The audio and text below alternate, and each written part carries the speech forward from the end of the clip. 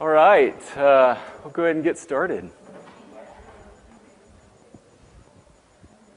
So what gets measured gets managed. So what are we going to cover today? Seriously, what are we going to cover? Anybody? Reporting, thank you. Okay, so I'm going to show you a report. I'm going to click through it really quick, give you a couple seconds, and I want you to see what you pull from this kind of ugly report. Okay, what'd you guys get? Okay. Got a word. Awesome. Right? What's that? There's a pie chart. Now somebody pulled data from it. Watching TV. That was the biggest? Okay, so watching TV was the biggest. And yep. Yeah. Did anybody read what it was about? Nice, okay. All right, so we step back. Let's cheat. What do you think the real point of this graph is? What do they want you to feel? What do they want you to think? Wasting time, okay. We watch a lot of TV, right? Does anybody feel that way? Like, does anybody think, do I watch that much? No. I have children. I wish I could watch that much TV, right? Okay. So that's the power of charts. Do you think they've put way too much stuff in this if that's the message? If it really is TV, would you lay it out this way for me? Do you get lost in all the other data? And do you start fighting with the fact that, like, what is relaxing for 17 minutes? What is that? And what's other leisure activities? Right? It's not helping. Okay.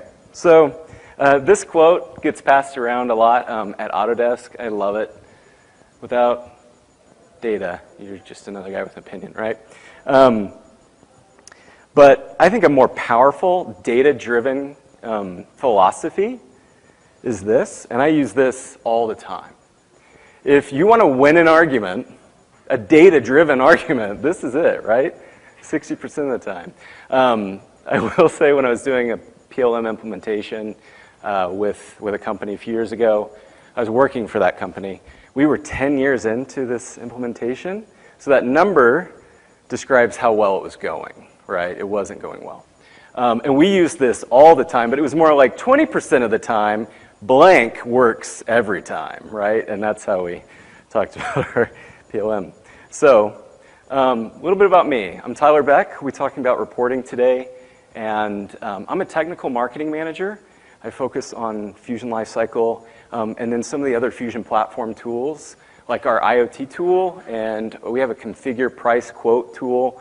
And then I help out a little bit with our Fusion 360, which is our CAD solution that's part of the platform. If you guys haven't played with that stuff, it's phenomenal.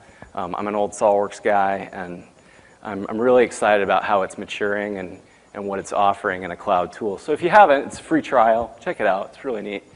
I'm in San Francisco. I'm coming from industry from before. I worked as a CAD administrator and an engineer. I was doing PLM implementations. We had PDM, several different PDM systems we were implementing and working with. And now with Autodesk. So today,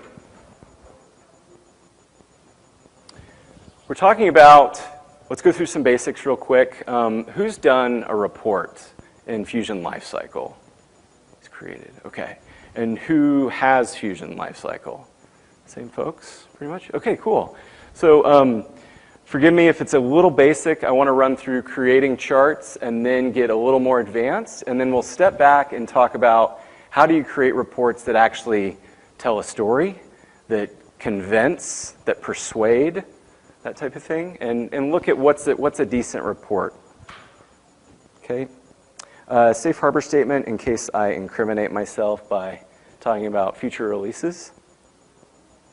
Okay, so just a tiny bit about my background. I came from Utah before I moved to San Francisco. And I got into ski mountaineering and ski racing, and it looks this ridiculous when you're doing it. But people running uphill, it's like they didn't know you could just pay somebody to ride a lift, right? It's ridiculous. So I got into this, and I was the slowest guy. I did a race, and I came in almost last. And I made up my mind that I was going to get on the podium in the rec league or whatever. Or I was going to get a really good time, right? And when I was training, you know, I thought I looked like this. I looked more like this when I was training. But I was busy. I had a full-time job. I had children, a family that I'm passionate about. So training was crucial, but I didn't have a lot of time. So I was adamant about tracking things down to the T. Like I was the guy with the heart rate strap. I tracked every minute I trained. I get, 10 to 15 hours of training a week and blah, blah, blah, blah, blah. But I was able to follow this. And the thing that I found fascinating was I'd say, yeah, I've been training all week. I'm going pretty hard. And then I'd look at my calendar and I'd see like, in that middle week there, like I haven't trained for 3 days, but I just said I've been training all week. Our engineering change orders, we close them out pretty quick, right? Actually, they're a lot longer than we thought. So I love how data, when you start going beyond collecting to measuring it, that you start managing it, right? Okay, maybe look at it a slightly different way. Who budgets in their house? House budget, right? Okay, who knows they spend more money when they're not budgeting? Who spends a lot when they don't pay attention? Anybody? Definitely me, yep. So same thing, you stop measuring it, doesn't matter, oh, we're fine, we haven't spent that much until you see the bills, right? Okay. All right, so we already did that, talked about creating a report. So first, let's get into the basics real quick, we'll do that, and then we'll circle back and get into some more advanced topics with reporting. Okay, so I will try to go through this a little bit faster because I created a video for you guys that explains this functionality, getting started with reporting, so I know that you don't have to catch all of it as we go through it. That's okay. So the dashboard, this is personalized to you. Okay, how many can you have on the dashboard? 9, thank you. Yep.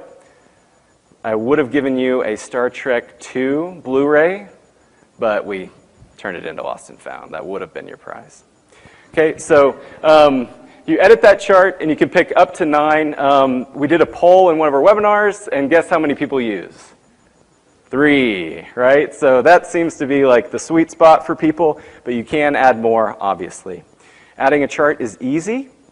You select it, and I notice that the reports that I can select from is smaller than my whole reports list. I have like 150 reports in my report space, but I see 20. Why? Why is that? That's weird. Nice, there's charts, right? So I don't have all charts in my report workspace. Great. So I can, of course, add one of these too.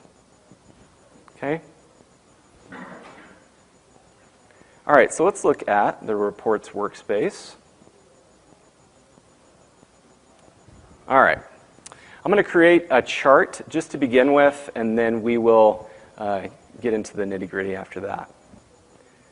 We can do an item in BOM. You have to do it based on a workspace. Again, think of this as friendly review if you're familiar. Okay, so some of these topics. Report name is crucial. The description is really friendly when your workspace starts to pile up with reports. And then if you have global reports and shared reports across the organization, descriptions are crucial, right? You're being friendly to your neighbor, to yourself, when you're looking at a bunch of different reports, so that description can be pretty important. Okay? And I'm going to open one, and we'll look through that. That'll save us a little bit of time. How about items by lifecycle? So I can edit an existing report that I did recently. Okay, so there's the description. Okay. All right. When you're first doing your chart report, not a bad idea to do a limit. Do like 100, do 10. If you are pulling a lot of data, why on the first report, first draft, don't let it chug when you've got thousands of records, maybe limit it, just for your test, okay? And then private report. One question that came up in the forums was, how do I share to certain people, but not to the organization? How do you do that? That's a good question. So private, that stays right in my workspace only. And then public is, like it sounds, everybody in the organization that logs in gets it. Shared, if I select that, then I can choose. I have a bunch of people in my workspace. I have like 2. So I could send it to my fake friend or me, right? So with shared report, you can send it to anyone in your organization. So if you have more users than I do in this particular tenant. Okay, here's a gotcha. If you want to do charts, you have to do a group, right? You have to enable this. If you don't, it's going to be a different type of report, and we want that. So I'm doing it by lifecycle, and here's another gotcha that kind of threw me the very first time I was creating reports in Fusion Lifecycle, is turning on this aggregation. That's important. Again, I did make a video if you'd like to review, kind of go through each one and kind of more in depth. Okay, so as I scroll down, when I hit save, it'll of course warn me of anything I forgot. One of these is making sure my chart type, if I want a pie, if I want a column. This chart title is what goes in the white space of the chart. So it can be very helpful when you're looking at the chart. It explains. And then, of course, you can add labels and even a baseline. So I'll show that in just a little bit. So that's creating the chart. And let's look at the chart itself.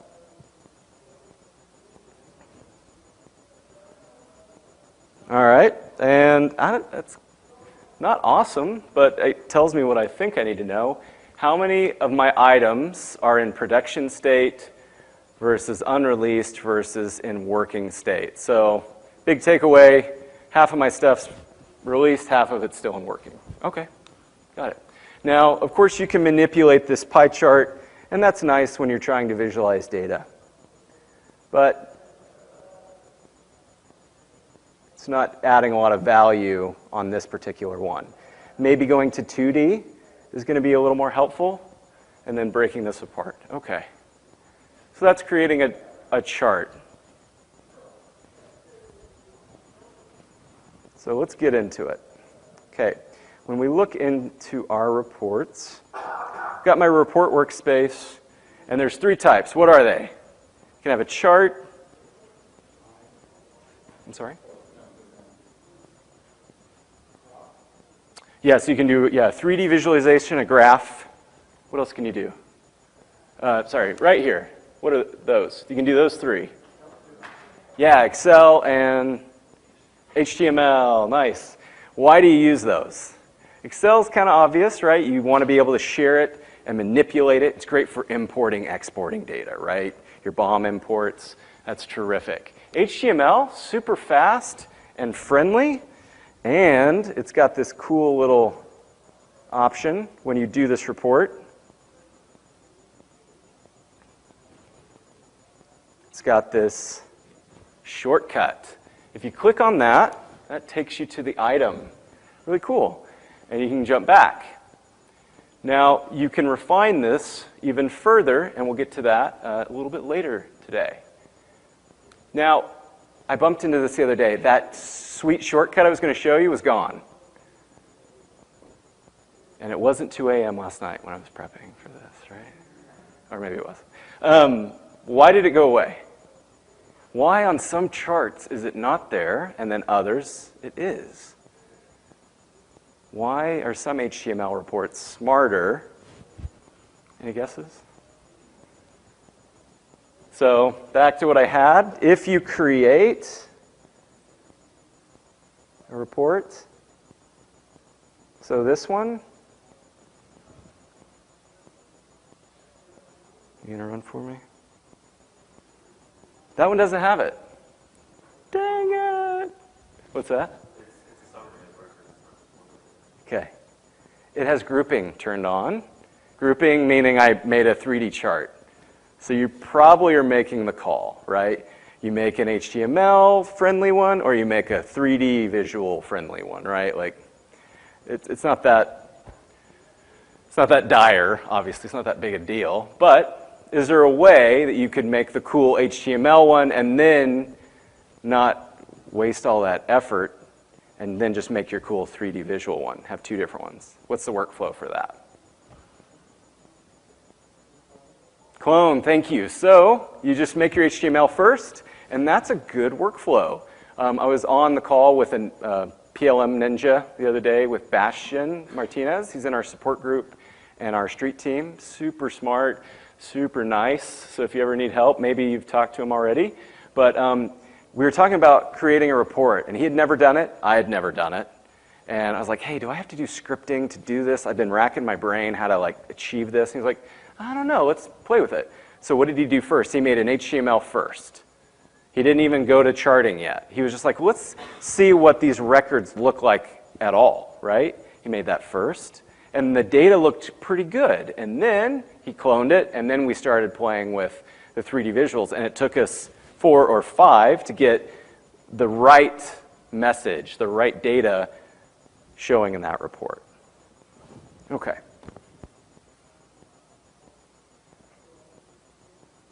Okay, let's talk about popular reports. These are the reports that are trending on Twitter, right? They're a big deal, really big deal. Okay, so, clicker, not working. Okay, one of our most popular, I heard this from Street Team, from Tony and our technical sales team. This is one that just speaks to people and it's helpful, right?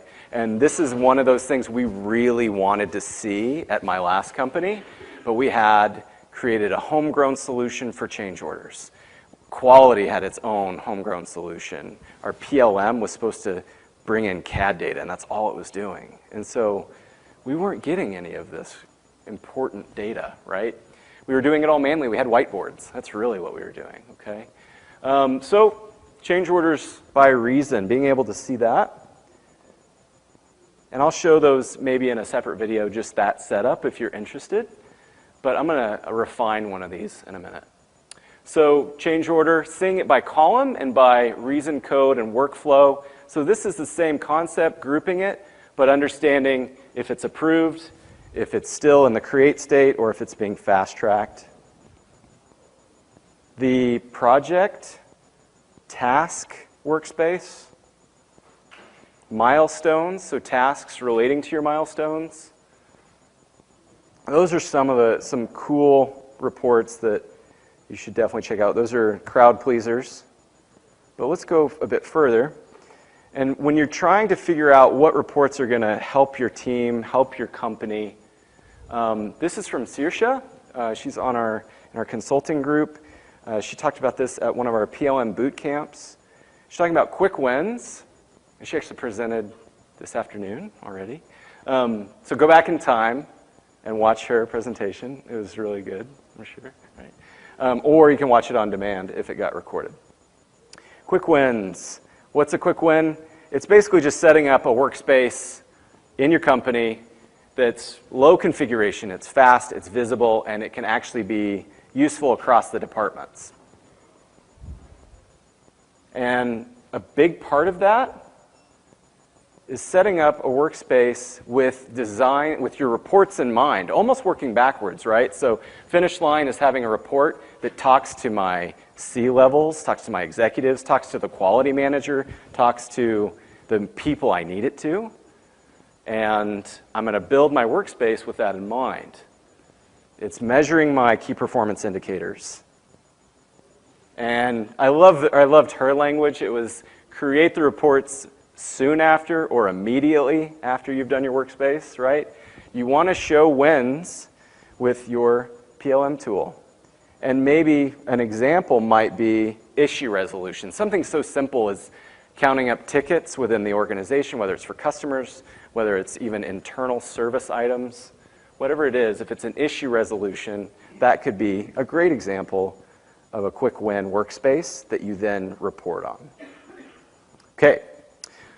So let's talk about, maybe this is an example of a quick win. If we were doing audits against our suppliers, we're managing just a supplier list within Fusion Lifecycle, and I want to run reports against our suppliers and see who's been audited, who sucks, right? I want a scorecard, everyone. That's one way to think of it.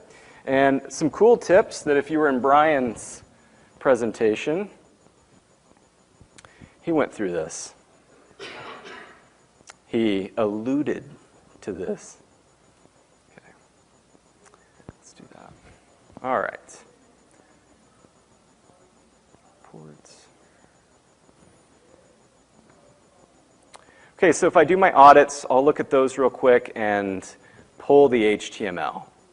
And I'll get a feel for all the different audits that have happened.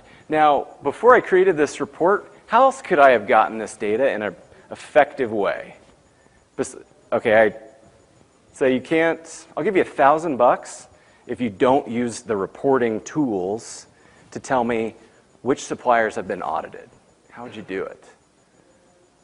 Tony, you can't play at all. How could you do that? What's a way that you could search through all your records and see who's been audited?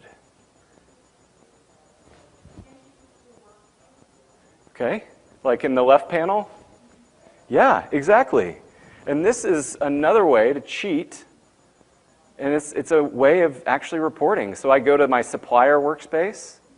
I actually have an audit workspace or supplier, and all I do is a simple search. I create one, suppliers with audit. Let's edit that one. This is using the same functionality as our reporting, right? And this is a great way. You might even think of this as your first draft of your report. You can refine it. You can even search within this workspace. Let's edit it and look at it. So if I wanted to refine it, how would I? So I've got the data that comes into it. That's great. But is there a way I could say, eliminate Murata, or eliminate someone that's already ISO 9000 certified, or eliminate someone? Can I filter these? Yeah, I set that up. That was a softball. Come on. All right. So you can filter, and you can filter on if they're ISO certified, comments, whatever it is. So you can think of this as reporting as well. Okay. So this is the HTML report that we created for suppliers with an audit. And I want to go to, how do I make something fancier where I do audits of suppliers and it says, which one? Who's done this one? Anybody run this one before? It's pretty slick. It's just an HTML report, and it just asks me, hey, which one did you want? And I'd say Abercon, and it'd bring up any records. Did you mean Abercon or Abercon? So those are the records, and I can then look at the items. Now, how do I set it up? Let's run through that. It's pretty easy.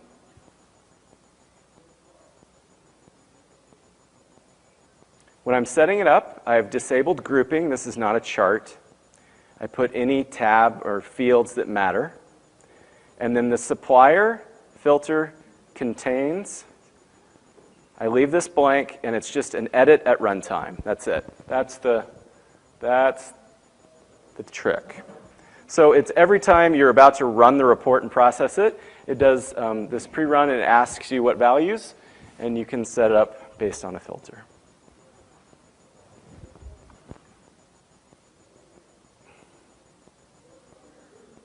How are we doing? 5:10? Okay, let's take a step back. Let's not look at the software for just a minute. You guys are doing great. It's 5 o'clock on my first day. Good job.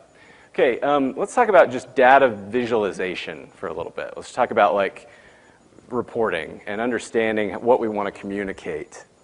I had the chance to hear Scott Baronato speak. At the time, he was with Harvard Business Review, and he's a big guy on data viz, data visualization.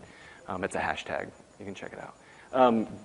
Good Charts is the book. It's a great read. It's pretty aesthetically pleasing. He's got some cool charts in it where he's conveying really complex data in an understandable way, which is cool. But he also gives a framework of how do you convey data. Okay, so let's ask a question. So let's talk about beer. Beer. Let's just talk about it. Yep, you said it. Game over. We're out. We're leaving. Let's talk about beer at our American ballparks. Okay? Would you say it's outrageous without even thinking about it? Yeah, you're right. It's outrageous. Okay. East Coast, raise your hand. East Coast is more expensive or West Coast? The Giants in San Francisco or the New York Yankees, Boston Red Sox, the Cubbies in the middle? Who says East Coast? Show of hands. Is the most expensive beer for a ballpark beer? Okay, who says West Coast? All right, okay. So he gave this chart. And sorry, the res is kind of low, but they're approaching $8. Red Sox wins. East Coast. All right, damn Red Sox. That's a cool ballpark, though, isn't it, Carrie? Diamondbacks, cheapest. Now, this is great, and the trivia is over, and yay, we did it, but it doesn't really say much to you, right? You're like, this guy makes a living doing this? I could do that in Excel. So the average is $5.98. The caveats that aren't even mentioned are they're not comparing like to like. The beer at Red Sox Stadium is slightly bigger than the one at Diamondback Stadium, right? He's not mentioning that. So he said, that doesn't talk to you. It doesn't really tell you what I want to know. So he took at it and he's like, okay, so what do we do? What is the main idea?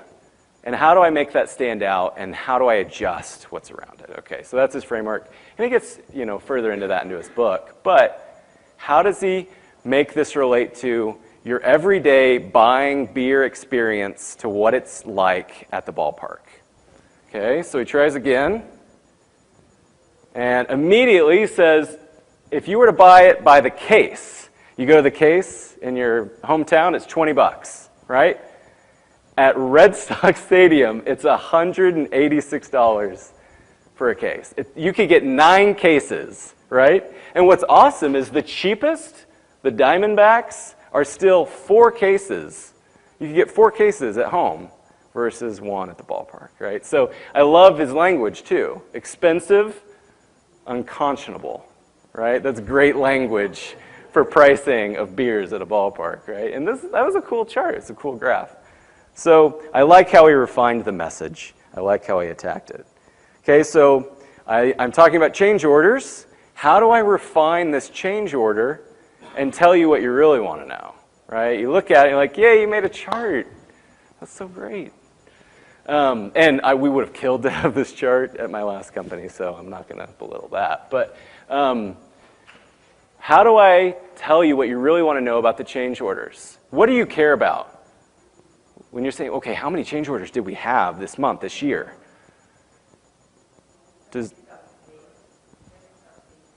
Yep, you do. You're getting paid.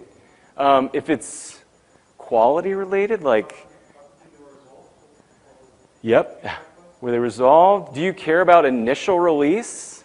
If you're thinking about quality, if you're thinking about quality issues, cosmetic issues, supplier issues, initial release, that's different. I don't want that in the bucket, right? So I would exclude initial release maybe and see, does that make it pop? Because initial release is taking up space and it's taking up the message.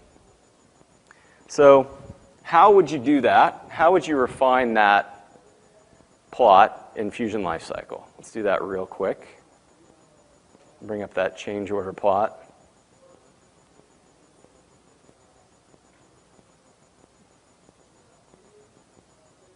Okay. How do I get it to look like this? It's got, I'm bringing that up to 2D. Maybe we can see it a little better. Do I need to go to 720? Kind of. Maybe.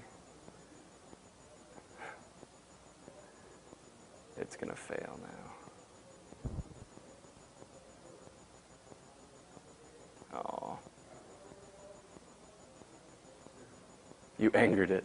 Okay, don't look directly at it. All right, so change orders by reason code. Cosmetic quality, 36% of our change orders. Quality issues, almost 19%. That says something to me, right? That 1 in 5 are having problems with quality. That's not getting blurred by initial release. Now, do we need to refine it further? Maybe. If that's really the message I want to tell my engineering manager, I want to tell my CFO, who am I talking to and how do I want to communicate it? Okay.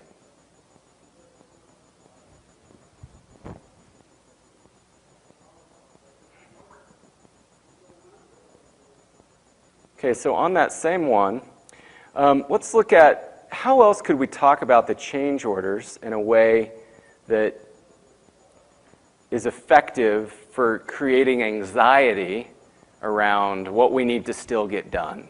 I was thinking about this. What about, Tony mentioned this one, this is a great one, Tony Mandatory, about what about change orders that are still open? And how many days have they been open, right? How would I look at something like that? So I started playing with it, and it was an iterative process to get this chart. I played with multi-column chart. I grouped it by priority. So this was a high-level change order. This is low. This is medium. I can see it by week. And I look at that, and I'm kind of like, all right, well, week 46, there's a few. There's a week from 45. And there's one from week 9. All right, does that tell you the urgency of how bad that is, that we have one from week 9? Maybe not, right? Oop. So we look at days. We could try looking at days. And I'll stack them so that I just want to know how many they are, and I would like to understand their priority. This is a little better. This is November 9th, November 11th, a few days ago, 14th. Great, those are what's open, and then boom. One from March 3rd is still open, and it's a high priority. Did it just slip through? Should it have been closed? What happened, right? Does this communicate to you like the seriousness of that one? You have to look at the data pretty closely, right? There's not enough scale, there's not, right? So another way you could do it is how about change orders open more than 30 days? Boom, yes, finally, all right. And I even put a not cool baseline. If there's more than one, it's not cool, right? Or 1 or higher, okay? So that communicates, that's effective. That talks to us, right? Okay, so how did I create that one? Let's take a quick look on setup for tips on that. How do I do, and I played with this for a while. I'm sure there's some ninjas in here that would have figured it out in a few minutes. But that's how it goes. So how did I create this? It was a chart. I grouped it by the last date somebody touched it. And then I cruised down and I filtered. What would you filter out for all your change orders?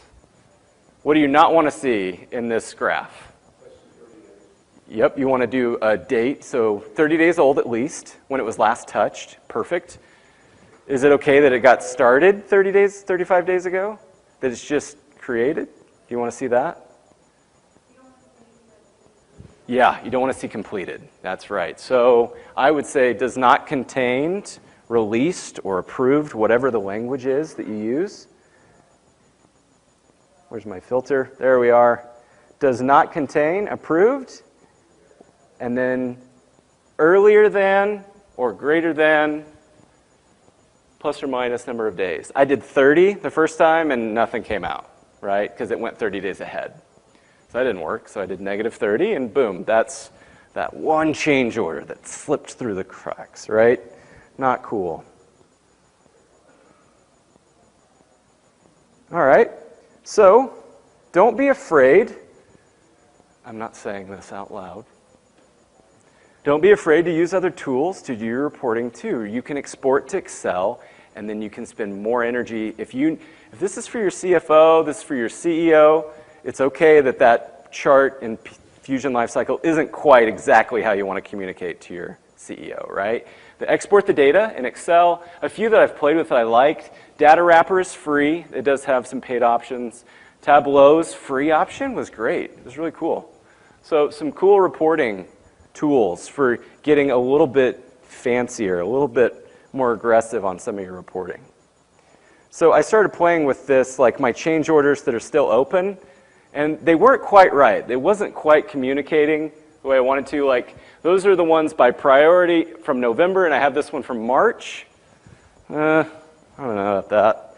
Doesn't really help. This one, maybe, but it's grouping by the same color. That doesn't talk to me. It doesn't tell me that this one, this outlier, is a problem and what's still open. You know, this one, the color's okay, but it doesn't, it's not laid out well. So you continue to play with it and massage it till it works, but this talks to us, right? This tells us on a day-to-day basis with a dynamic plot within Fusion Lifecycle, it's updated automatically, right? And it tells you what's still open. Okay, so let's do a quiz. So if you wanted to communicate to your company, we hire you for a startup, and you guys are selling widgets, whatever, and you want to show that people are actually buying on their mobile at certain parts of the day more than they do desktop. We need to increase our ad spend right at that time to get all those mobile buyers that we can, and then we ignore them the rest of the day. And we advertise to our desktop prospects and clients. Which chart communicates that the best if you're trying to get ad spend from your CFO, right? That's what he's going to listen to is the data. So the first one, that's sales by time of day. Desktop's clearly the winner. Great. That dwarfs everything, which probably makes your CFO say, why are we even talking about mobile, right? Desktop is everything, right? It's not, okay? You go to the next one, and you start to see that mobile and tablet, they maybe have their little peak early in the day, like you'd kind of guess, early in the morning before people are at their laptops, at their PCs, they're on their phones.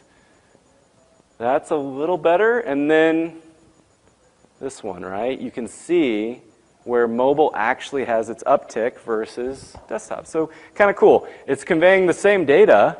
You're just finding and honing the message on what you want to communicate.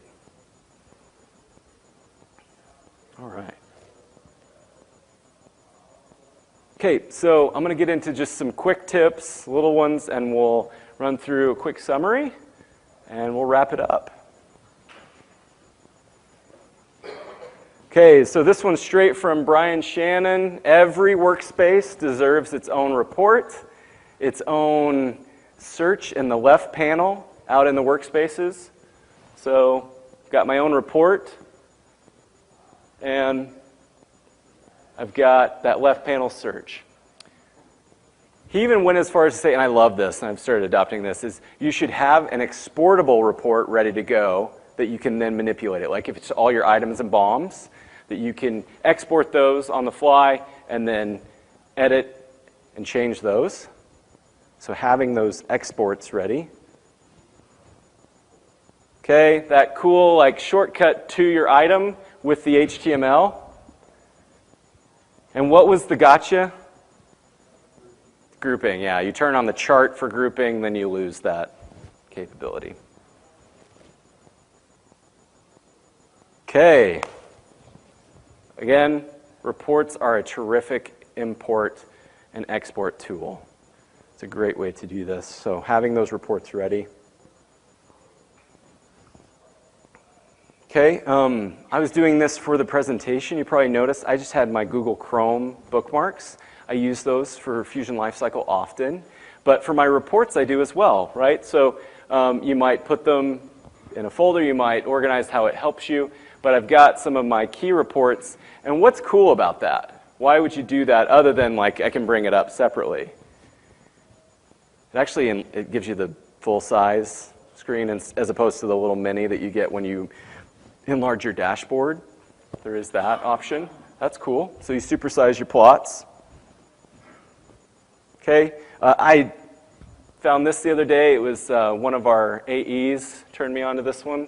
So I saved 3 shortcuts: my home page, my change order workspace, my reports. Really easy to do. You save those, and then you right-click and say open all of them at once. So it's kind of the like get started for the day in Fusion Lifecycle. I don't have to turn on items and bombs, turn on change orders, if that's where I'm going to go look, and my reports. It's pretty easy. Let's see that again.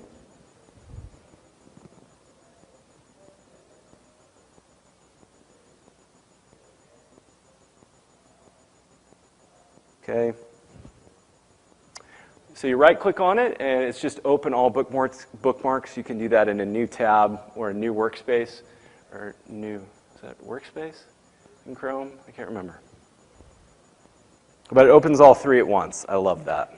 And you could open all your reports at once in that folder as well, if that is beneficial. Print views.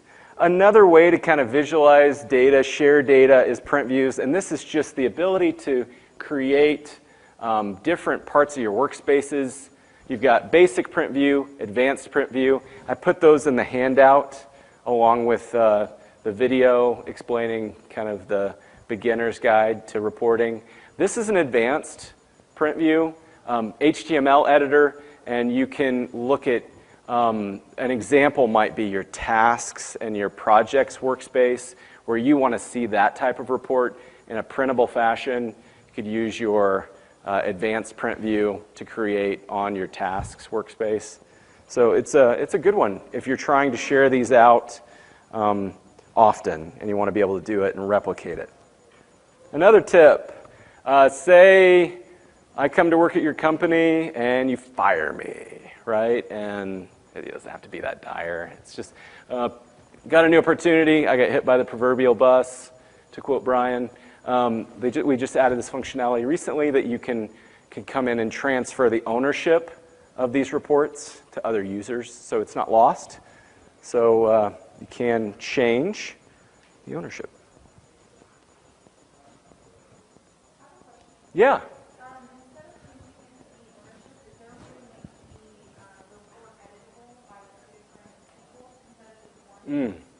On ownership, yep. That's a great question, Brian. Do you know? Okay. Yeah, it's a great request. Yeah. Group.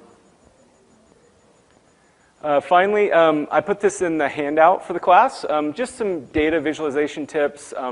There was a great TED Talk on data viz that I thought was fascinating. So if this is a part of what you're trying to communicate, if you're communicating the value of PLM, it's important that you have these reports that share that data, right? That you're communicating the effectiveness or the growth or the acceleration of, or when things are slowing down, or if you're trying to validate headcount. Whatever it is, if you're trying to communicate these important parts, it's great to use data to do so. So, and in closing, charts can be inspiring, they can be educational, they can be empowering. This one I thought was hilarious was they're talking about all these media scares and they're relating it to the quantity of media buzz around these catastrophes. Do you guys remember SARS in China? And Y2K, that was the apocalypse we thought was going to happen, right? And that was a lot of buzz. Didn't work out on the catastrophe. And then the Ebola outbreak, excuse me. But it's a cool chart that conveys something that could be really boring or hard to capture, right? So I encourage you to give this some energy. Check out that book if you are interested in improving that part of the way you communicate data. So thanks for coming, guys. I'll be around for a few minutes. Come to the VR booth. That's where I'll be tomorrow. Come to the actual help desk for Fusion Lifecycle. Our experts are there. Brian, are you going to be there some? And Tony, will you be? Tony will be there. And Carrie, are you going to be there? No? Okay. Awesome. So thanks for coming, guys.